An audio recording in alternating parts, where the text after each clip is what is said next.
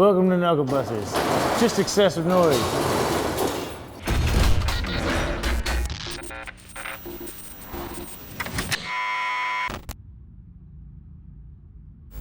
Well, we got the engine back from the dyno and it went pretty well. We made good power numbers, nothing catastrophic happened, but we did have kind of a few leaks that we want to take care of. I think the boost leaks were really robbing us of the extra power that we wanted. So today we're going to take a look at everything and inspect what went wrong, take everything apart, and then we're going to eventually have to retorque the head. So we're going to start stripping everything down, make sure everything's good. When we put it back together, it's going to be the final time before it goes back in the car. So you can see right away, even on this turbo blanket, there's a little bit of soot there, and even the turbo's covered here. So it's leaking through this flange here, and that flange is maxed out. Like this little guy is maxed out there. So we want to get a new clamp for that. And also leaking a little bit through where the wastegates are. And I think that is just from a little bit of heat, could have been retorqued down. So everything else looks pretty decent, but we're gonna have to take everything apart to figure that out. Also, the exhaust is not gonna run like this. This is just for the dyno. Got a little heat here, so we're gonna have to take care of just a few more of those things. But on the final assembly, we'll put this trans on. We got this monster transmission. We'll get to that later, but pretty stoked to actually see this thing done and in the car, but we're gonna get right to work. Take off the hardest thing here.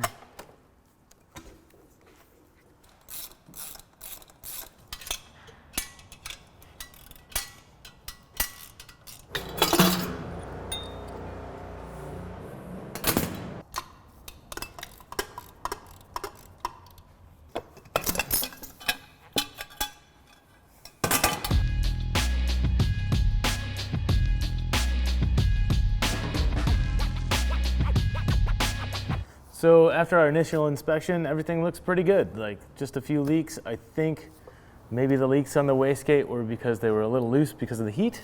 This was a different flange. So what we're gonna do is get another flange from Precision Turbo. Because this is Precision, we used the factory back housing of the Duramax exhaust. I think that was part of the issue. So pretty simple to solve that problem. The only other thing we had was a little bit of a fuel leak because I think we had the wrong size crust washer. But it's not a huge deal, but all easily solved. Other than we got to pull these off and just check the torque on the heads. Maybe check the valve lash real quick, but I think we're good to put this back together and final assembly, put it back in the car.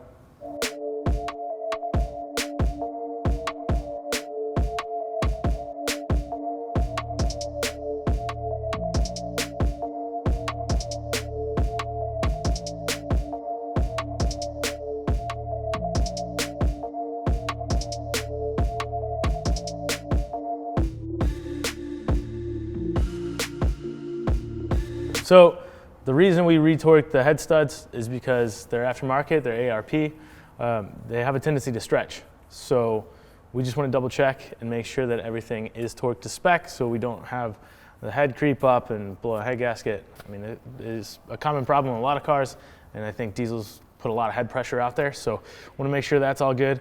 And then checking the valve lash itself, you're just going to be rotating the crank clockwise, and then we're going to do it cylinder by cylinder. So the clearance we're looking for is in between the rocker arm and the rocker. And from what they said, it should be 0.010 or 0.012. Yep. Anywhere in there is going to be pretty good. And yeah, fairly straightforward. Just double check it. If there's anything out, we'll adjust it just a little bit, and then we'll put everything back together. It's a fairly straightforward day.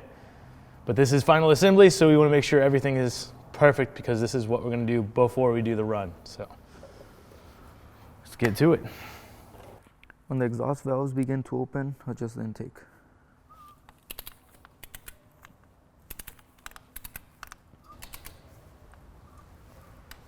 That should be Yeah, it's about the same.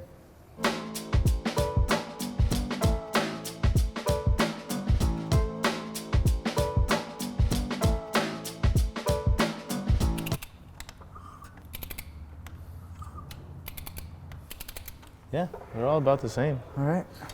Cool. The reassembly isn't so bad when you actually know that it works. Mm-hmm.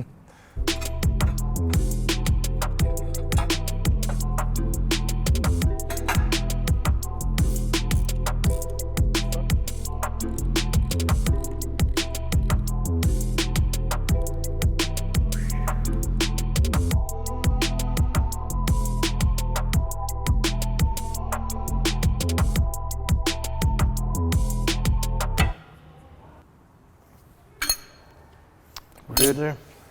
All right, so I say we're done with the engine stuff for right now. All right, so we're at the point now where we want to put the intakes on and look at how awesome these intakes are from BBI. So we welded 2 cores together. The one we had before was a lot smaller. Back to this, but I think it was 46% more efficient than what the other one should be. So just cleaning stuff up now. Got to do a lot of aluminum prep for this. Make sure it's really clean. These welds have to hold probably around 100 pounds of boost. So it's kind of a lot. So the process is clean everything up as best as we can, and then we'll get it tacked on. Then we'll have to preheat it because it's very thick, but it's gonna have to be pretty much perfect for holding a lot of boost. So a long cleaning process and then a lot of welding.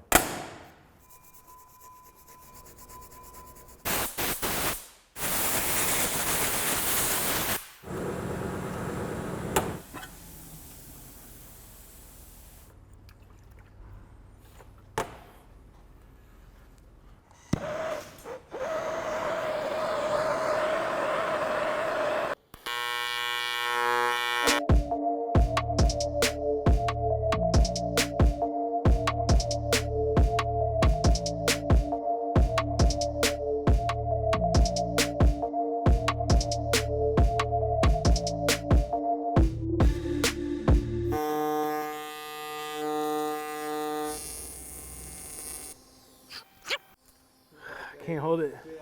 It's shaking. Yeah.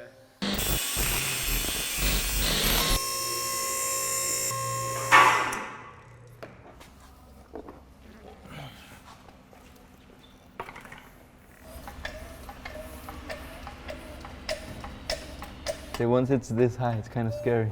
I have this side pretty good. It ain't gonna go nowhere. It'll go.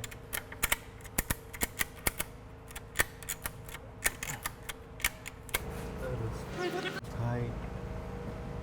All right, so one of the problems we have is the stuff for the shifter, and then a couple sensors are getting into this. So if we can't plug that stuff in, makes a major issue. So we're gonna cut into this right here, we kind of box that out. The problem is bolts go in right here for the trans mount, and that would weaken everything up. So we're gonna try and keep it as strong as possible.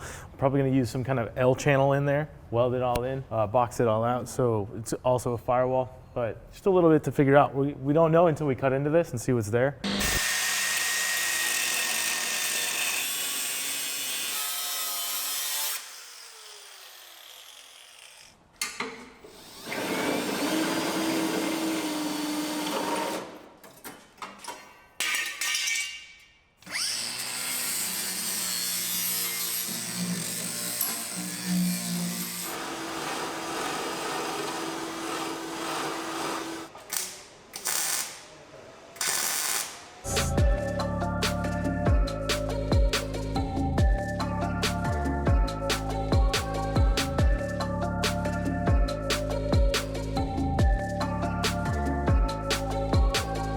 How's that? Good? Yeah. All right, it looks good here.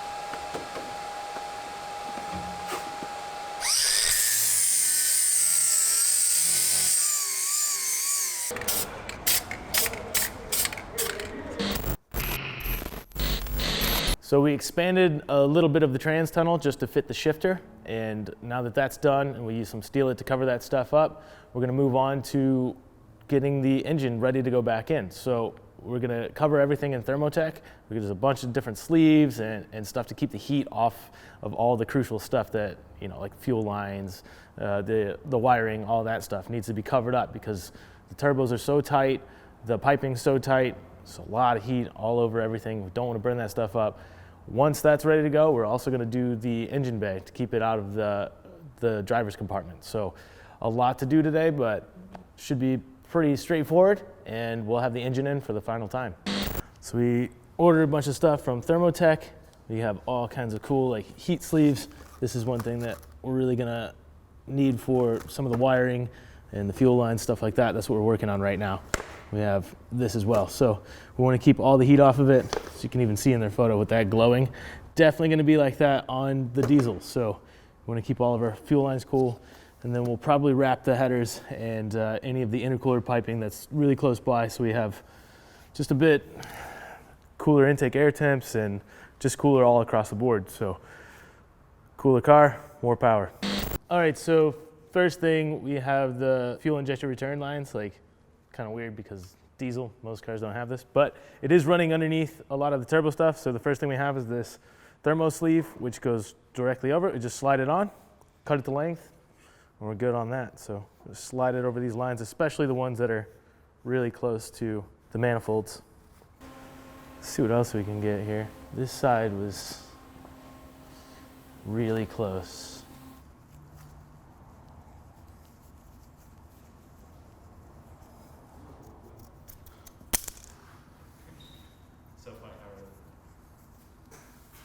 See what I mean here? Stuff got really close. This is some factory stuff, some of the factory tape, but it's really close to our exhaust. Started melting that and getting into the wires. This was just from the dyno. It's a major problem. This could even lead to a fire, so you don't want any of that. Safety and performance here. Whew, that's pretty bad.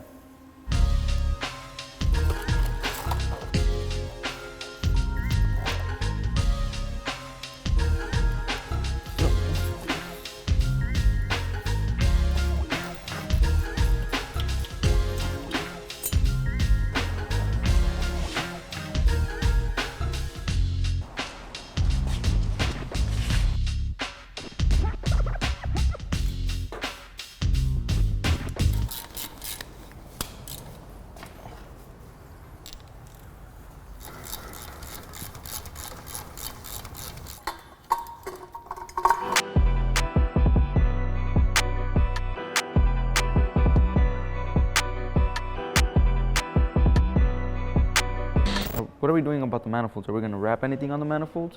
No, right? No need to. There's nothing in the way there.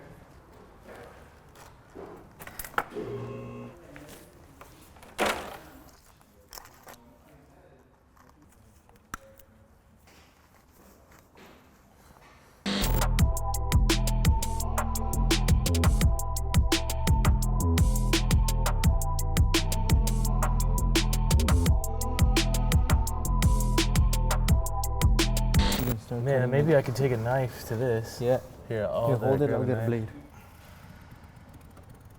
It's pretty tough. The what?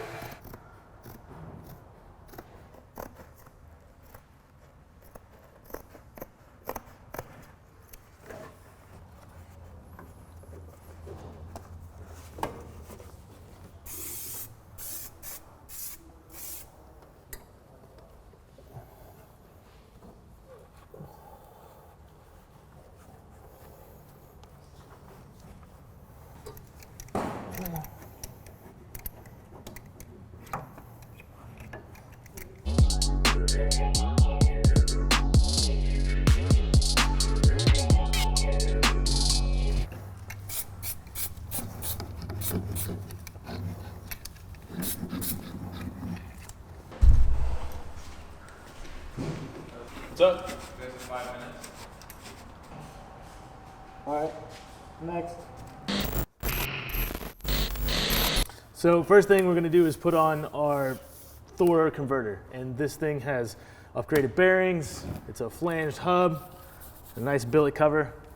This thing's gonna take a lot of power, so it's custom built for our application, and they custom build them for all kinds of applications, but ours is a little bit different. We're gonna fill it up with some of this fluid first. So burn rubber. It's pretty awesome. Synthetic cider. It's a cool label, but it's automatic transmission fluid. First thing we got to do is fill this up. You don't want to have starvation there. So we add about a quart or so, just until this is full, and then we're going to have to spin it onto the new transmission. Oh, drink it.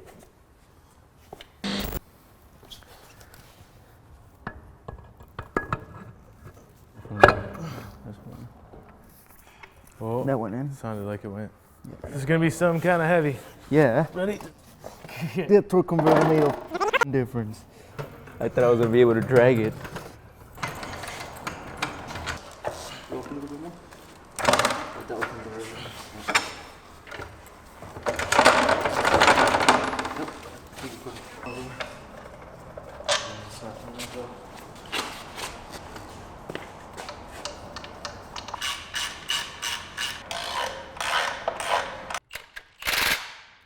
I think that's fine. It's not gonna go anywhere. Now this is heavy. Yeah. This is a tank right here now. So we've talked a lot about the motor and how much power it makes, but we haven't talked about how we're gonna get it to the ground. One big thing is this monster transmission. It's a 4L80E SSX Super Sport Extreme. It's custom built for our application. These guys have done everything that they do in their race applications. These guys build super fast drag car stuff. So for our high torque application, this is going to get the job done for us. So even though this happened very quickly and we put this on, this is one of the most important things, having a transmission that can keep up with the power that we have. Now, putting it in the car, we have to be a little bit careful because we have kind of a custom shifter setup and the trans tunnel is really small. So we have to be very gradual and nice getting this in through kind of a little bitty slot we made for the shifter. So getting this in will be pretty difficult, but hopefully it goes pretty smooth. Just keep it forward like that. Stop. Go forward. Shift the forks that way. Go all the way. Keep on going forward. Okay. Stop. Let me kind of go down there. Just kind of. This is a big motor. Yeah. I think I'll have to go down if I want to go any more forward. Yeah? Okay, go down then.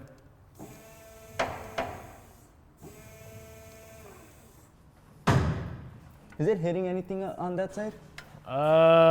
Yeah. What's it hitting? The frame on the header. On my side? Oh, on my side. Keep going. Okay, hold on. There.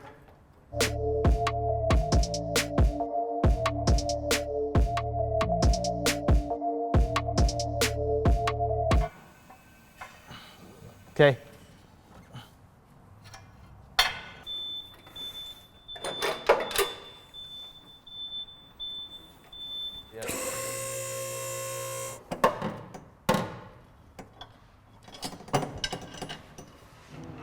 Got it. Lock washer on it, yeah. I can't see the bolt, but I can see like Maybe if I do that.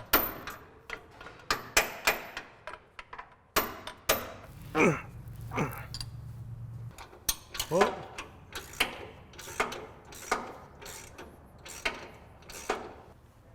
all right. All right, well, now that the motor's in, and it was kind of a pain to get back in because of all the new plumbing we put on. There's more oil lines, more coolant lines. Now what we have to do is reorganize some of that. So some of the lines have to be remade, some of them have to be rerouted, but shouldn't be terrible, I don't think. And then we also got to bolt up the flex plate to the torque converter. Just a few little things to reorganize, but it fits, it's in there, it's good. As to be expected on a new swap, we got to figure everything else out.